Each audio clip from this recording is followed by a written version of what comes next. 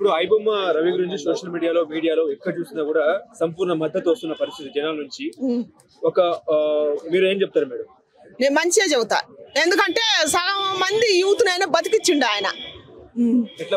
ఎట్లా బతికిచ్చిండంటే ఖర్చు రూపంలో టిక్కెట్లు విపరీతమైన రేటు.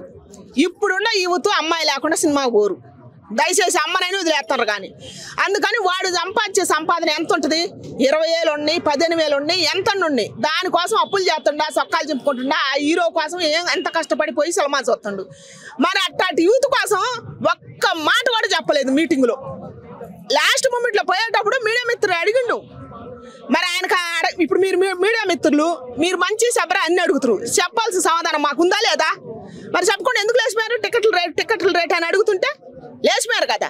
మరి వాళ్ళ సమస్య అయితే కూర్చొని బ్రహ్మాండంగా సమస్య సాల్వ్ చేసుకొని రమ్మ మా పేడ ఎరగడైంది అని పోయారు. ఇంకా మేము ఇప్పుడు నుంచి జనాలు నెత్తురు తాగొచ్చు అని ఆలోచించకుండా. ఇప్పుడు ఫ్యాన్స్ తిరగబడరా ఎందుకు బాత్రం? అసలు మీరు ప్రమోషన్లకి గుట్టలు ఎందుకు బాత్రం? ఒక్కొక్క ఫ్యాన్స్ ఒక్కొక్క హీరో ప్రమోషన్లు చేసినప్పుడు అయితే ప్రాణాలు కూడా పోతున్నాయి. వాళ్ళ అమ్మ కడుపు గాలి వాళ్ళు పోతున్నారు. ఈ హీరోలు ఏమైనా తెచ్చి పెడతారా?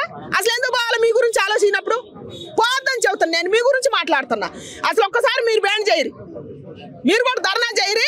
అసలు వాళ్ళ సినిమాలు ఎట్ట ఆడుతుందో మీ గురించి ఎట్ట ఆలోచించరో చూద్దాం. ఒక సినిమా తీస్తే 1,000 కోట్లు నష్టపోతున్నామని చెప్పేసి కూడా ఇటు సినిమా ప్రముఖులు మాట్లాడుతున్నారు. ఏం చెప్తారు? సినిమా కోట్లు పెట్టి ఎందుకు పెడతారా? మరి ఆ రోజుల్లో కోట్లు పెట్టి నష్టపోలేదు. ఆ రోజు కోట్లు తక్కువ సినిమాలు ఎందుకు అండి? ఆ రోజుల్లో సినిమాలు కూడా ఇప్పుడు దాకా ఆడుతున్నాయిగా. ఆ రోజుల్లో సినిమాలలో పెట్టిన పాటలు ఇప్పుడు దాకా కూడా వింటున్నాంగా. ఈ రోజుల సినిమాలు అసలు 10 రోజులకు కన్నా ఎక్కువ చూడరు, 10వ రోజు మరిచిపోతారు. ఆ పాటలు కూడా అసలు గుర్తు కూడా ఉండలేదు. అట్టుంటే మీకనే పట్టు తగ్గింది, మీ కాళ్ళ పట్టు తగ్గి సినిమాలు ఆడతలేదు. ఐబొమ్మ రవి మీద పడితే ఏం ఉపయోగం? ఇప్పుడు ఐబొమ్మ రవిని పెట్టారు కేసు వేసి.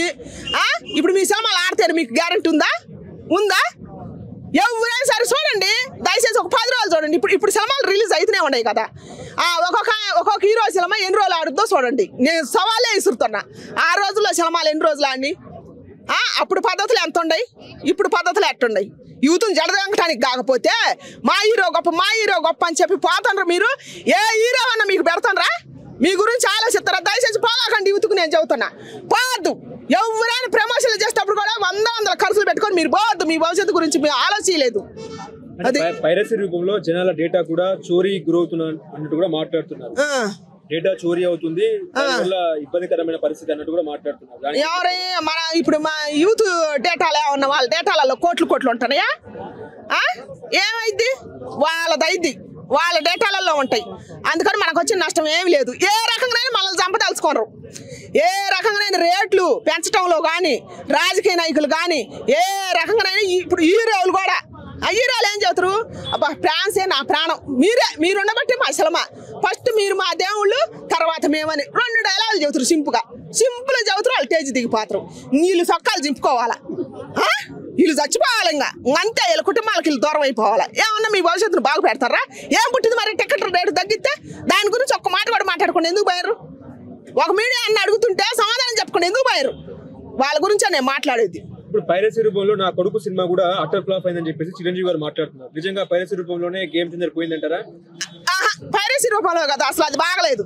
నేను జన్నుని చెబుతున్నా, అది అస్సలుగా బాగలేదు. గేమ్ చేంజర్ ఒక పాట బాగలేదు, గజి బిజి గందరగోళం. నేను కూడా చూసిన, అస్సలు బాలే. ఇప్పుడు ఒక నిర్మాత మాట్లాడుతున్నారు ఏంటంటే ఐబొమ్మ రవిని ఎన్కౌంటర్ చేయాలి అన్నట్టు కూడా ఆయన మాట్లాడుతున్నారు. దానికి ఏం చెప్తారు? మరి ఎంతమందిని ఎన్కౌంటర్ చేయాలా? వాళ్ళ కింద డైరెక్టర్ల కింద, ప్రొడ్యూసర్ల కింద, ఇప్పుడు సినిమాలు తీసే వాళ్ళ కింద సన్నకారోళ్ళు ఎంతో మంది ఉన్నారు. కొన్ని వందల మంది కష్టం ఉంది. వాళ్ళ కష్టం మొత్తం దోసుకొని మీరు హాయిగా చేయాలి. లగ్జరీ బతుకులు బతుకుతుండ్రే. మీరు కారులో పెట్టిన కాలు కింద పెట్టరే. మిమ్మల్ని ఎంతమందికి సూట్ చేయాలా? వాళ్ళ భవిష్యత్తుల గురించి ఆలోచిస్తారా? ఒక్కొక్క ఆర్టిస్టులు ఉంటారా, జూనియర్ ఆర్టిస్టులు అయితే వాళ్ళందరికంటే చూడాలి కొడక. నేను కూడా పోయి చూసిన. ఒక్కొక్క ప్రొడక్షన్లోనైతే, ఒక్కొక్క సినిమాలోనైతే అసలు అన్నం కూడా తెల్లేము. ఆడ తినకుండా పడేసిన రోజులు ఎన్నో ఉన్నాయి. వాళ్ళ కష్టాల గురించి హీరో అని ఆలోచిస్తుండే. వాళ్ళ భవిష్యత్తులో, వాళ్ళ పిల్లల భవిష్యత్తుల గురించి ఆలోచిస్తే మీకు ఏమైనా పుట్టిందా? కోట్లు మీ మీద వేసుకొని పోతారు. రేపు చచ్చిన రోజు ఏ మనిషి బతికిన 100 ఏళ్ళ కాడికి ఎక్కువ బతకలేడు. కాకి చెప్పుద్దంటే నేను 10 ఏళ్ళు బతుకుతాను, నేను ఆ పొల ఈ పొల తెచ్చుకొని నేను గూడు కట్టుకుంటా. 100 ఏళ్ళు బతికేవాడికి నీకెందుకు రా ఈ కళ్ళని అడుగుద్దంట కాకి. దానికుండా నీతి కూడా మనిషికి లేదు.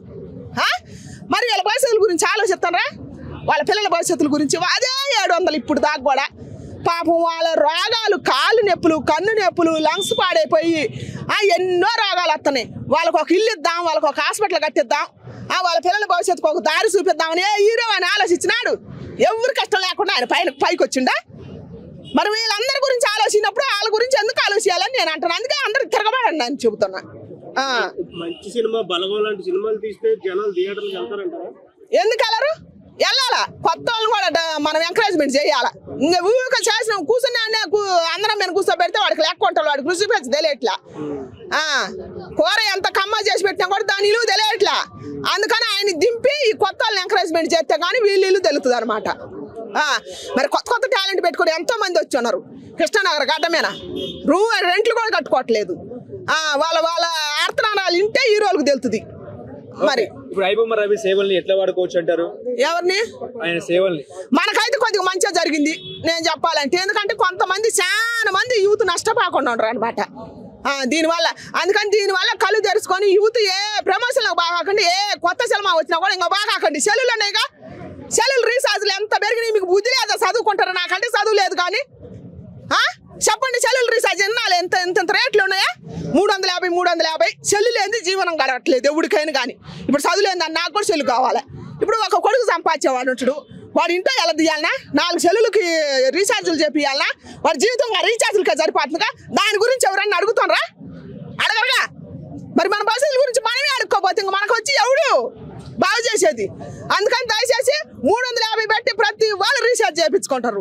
అందుకని దాన్ని ఉపయోగించుకొని చూడండి. వాళ్ళు పోయి సినిమాలు చూడకాకండి, ప్రమోషన్లు చేయకాకండి. నా హీరో గొప్ప అని ఎవడైనా సక్కాలు చింపుకోకాకండి. మీ గురించి ఆలోచించినప్పుడు చూడండి. మా చెల్లెలున్నాయిగా 350 కడతారుగా. మళ్ళీ ప్రత్యేకంగా 2000 3000 వాడికి దోచిపెట్టి మళ్ళీ ఎందుకు సర్వస్వం దోచిపెట్టుకోవటం? అందుకని చెల్లెల్లో చూడండి. మీ మద్దతు ఎవరికి చివరిసారిగా మీ మద్దతు ఎవరికి ఇస్తారు? నేను మనకు న్యాయం, నా యూత్కు న్యాయం చేసిన దాకా, ఈ తరం వాళ్ళకన్నా న్యాయం చేసిన దాకా నేను రవిబొమ్మకే ఎత్తా. ఐబొమ్మ రవికే ఎత్తా నేను. ఎందుకంటే చాలా వరకు కాపాడిండిగా. అందుకని ఇప్పుడు మన అకౌంట్లలో ఉండేది లేదు, ఊడేది లేదు. ఒక్కొక్కరికి ₹1,00,000 ఉండవు, అసలు ఒక్కొక్కటికి 20,000 ఉండవు అకౌంట్లలో. ఊడేది ఏమి ఉండదు. వాళ్ళ అకౌంట్లలోనే ఎక్కువ ఉంటాయి, వాళ్ళ డేటాలలోనే ఎక్కువ ఉంటాయి. పోయేది వాళ్ళే.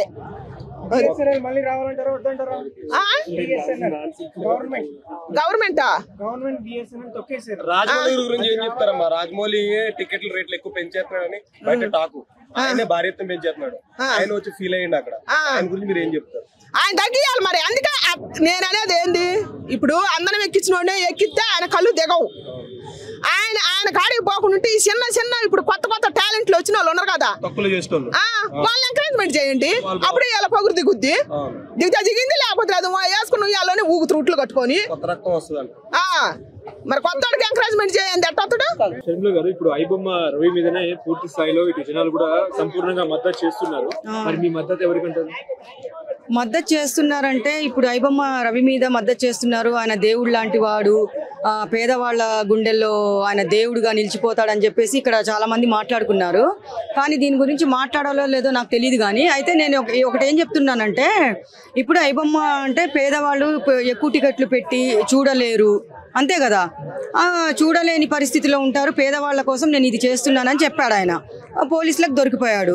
అయితే నేనేం చెప్తున్నానంటే, ఇప్పుడు అంత కోట్లు ఏ సినిమా తీసినా కానీ, పెద్ద సినిమా తీసినా కానీ ఆయన మొత్తము ఐబొమ్మ అది వెబ్సైట్లో చేసి చూపిస్తున్నాడు. కానీ నాకు ఇదేం నచ్చలేదు. ఎందుకు తెలుసా? ఇప్పుడు ప్రొడ్యూసర్స్ వాళ్ళందరూ కోట్లు పెట్టి తీసుంటారు కదా, మళ్ళీ వాళ్ళ పరిస్థితి ఏంటి? వాళ్ళు ఎంత నష్టపోతారు? ఇతను పేదవాళ్ళ కోసము టికెట్ పెట్టి మేము కొనలేము, అలాంటి వాళ్ళకు దేవుడు అయ్యాడు. మరి ప్రొడ్యూసర్లు అంత పెద్ద హీరోలకి అంతంత కోట్లు ఇచ్చి సెట్టింగ్లు వేసి ఎక్కడెక్కడో లొకేషన్లు పెట్టి 1000 కోట్లు పెట్టి వాళ్ళు సినిమా తీస్తే ఈయన ఇలా తీయడము నాకైతే నచ్చలేదు. అవును, 1000 పైనే కావాలి. 10,000 పైనే కావాలి. అవును చూస్తున్నారు. కానీ అది అరికట్టాలి. ఇప్పుడు కోర్టుకు కూడా వేశారు. కానీ ఇప్పుడు అరెస్ట్ కూడా చేశారు. సజ్జనార్ సార్ కూడా అరెస్ట్ చేశారు. కోర్టుకు వేసిన తర్వాత ఇప్పుడు కోర్టులో ఏం తెలుస్తారో మనకు తెలియదు కాబట్టి. కానీ ఇది అయితే నాకు నచ్చలేదు. ఎందుకంటే వాళ్ళు డబ్బులు కష్టపడి ఇప్పుడు మనం చూడండి, ఇప్పుడు ఇతను దేవుడు అంటున్నారు కానీ ఇప్పుడు సపోజ్ ఉదాహరణకి నేను ఉన్నాను, నా దగ్గర కోట్లు ఉంటాయి, నేను ఒక సినిమా తీస్తాను, నేను కోట్లు పెట్టి సినిమా తీస్తే ఇతను వెబ్సైట్లో అయితే తీసి ఫ్రీగా చూపిస్తే నాకెంత బాధ ఉంటుంది? నా డబ్బులు నాకు నష్టపోయానని నాకు బాధ ఉంటది కదా. మరి అలాంటి వాళ్ళని వీళ్ళు పోలీస్ డిపార్ట్మెంట్ పట్టుకుంది. అంటే సగటు ఫ్యామిలీ ఒక ప్రేక్షకుడు సినిమా థియేటర్ గడప తొక్కాలన్నా భయమైన పరిస్థితి. ఆ పరిస్థితి ఎందుకు వచ్చిందంటే సినిమా పెద్దల వల్లనే వచ్చింది. ఎందుకంటే విపరీతంగా రేట్లు పెంచుతారు. ఇప్పుడు ఒక పాప్కార్న్ కూడా లోపల 500 అంత ఉంది, చాలా రేట్ 100 రూపాయలు. అవును, మేము కూడా మొన్న వెళ్ళాము, మూవీకి వెళ్ళాము, కానీ పిల్లలు బయటకు వెళ్ళి అమ్మో పాప్కార్న్ ఇంత ఉందమ్మా, అది ఇంతమ్మా, వాటర్ బాటిలే 100 రూపీస్ అంటే మనం బయట అయితే 20 రూపీస్, లోపల 100 రూపీస్ ఉంది అని చెప్పేసి ఇంకా ఉసూరని వచ్చేసారు. ఉన్నోళ్ళు తింటారు, లేని వాళ్ళు ఏం చేస్తారు చెప్పండి, అంతే కదా మరి. కానీ మళ్ళీ కోర్టులో ఇంకా ఏం చెప్తారో మనకు తెలియదు. కానీ నాకు ఒక విధంగా చెప్పాలంటే వీళ్ళు 50 ఛాన్స్ ఏమో ఆయన దేవుడు అంటున్నారు, కానీ 50 ఏమో లేదు అతన్ని అరెస్ట్ చేయాల్సిందే అని చెప్తున్నారు. ఒక నిర్మాత అయితే ఎన్కౌంటర్ చేయాలని చెప్తున్నారు, అది అన్లాఫుల్ కదా, అది చట్టవిరుద్ధం కదా, ఎట్లా మాట్లాడుతారు ఎన్కౌంటర్ చేయాలని చెప్పేసి? ఎన్కౌంటర్ ఎందుకు చేస్తారండి? అది మాట్లాడడం తప్పు. ఏదైతే ఉందో వాళ్ళు కూర్చొని మాట్లాడుకొని ఇతను ఏంటంటే ఇప్పుడు సరే మీరు ఇతను కూడా ఈ రవి అనేటైనా ఏం చెప్పాలంటే మీరు రేట్లు తగ్గించండి. ఇప్పుడు తినే వస్తువుల మీద, సినిమా టికెట్ల మీద రేట్లు తగ్గించండి, నేను ఈ పని చేయనని చెప్పేసి చెప్తే అయిపోతుంది కదా. ఎందుకు ఎన్కౌంటర్ చేయమని మనం చెప్పకూడదు, అది తప్పు. అరెస్ట్ చేయాలి, తప్పు చేస్తే ఎవరినైనా అరెస్ట్ చేసే అధికారం పోలీస్ డిపార్ట్మెంట్కి ఉంది. కానీ ఎన్కౌంటర్ చేసేంత ఆయన మర్డర్ ఏం చేయలేదు కదా, ఎవరిని రేప్ చేయలేదు, మర్డర్ చేయలేదు, అది తప్పు. మీ సపోర్ట్ ఎవరికంటారు? ఒక గృహిణిగా చెప్పండి. నేను సపోర్ట్ చేస్తాను, కానీ నాకు తెలిసి ఆయన తప్పు చేశాడు కాబట్టి పోలీస్ డిపార్ట్మెంట్ తన పని తాను చేసుకొని పోయింది. ఓకే, తాను చేసుకొని పోయింది అంటున్నా నేను, అంతే. హలో, తెలుగు రాజ్యం ఛానల్ చూస్తున్నారా? సామాజిక రాజకీయ జీవన చిత్రణే తెలుగు రాజ్యం. అతిశయోక్తులు అసత్యాలు ఉండవు. రాజకీయ కోణం కాదు, ప్రజా కోణమే కొలబద్ద. తెలుగు రాజ్యం వీక్షణ మీ ఉత్తమ అభిరుచికి నిదర్శనం.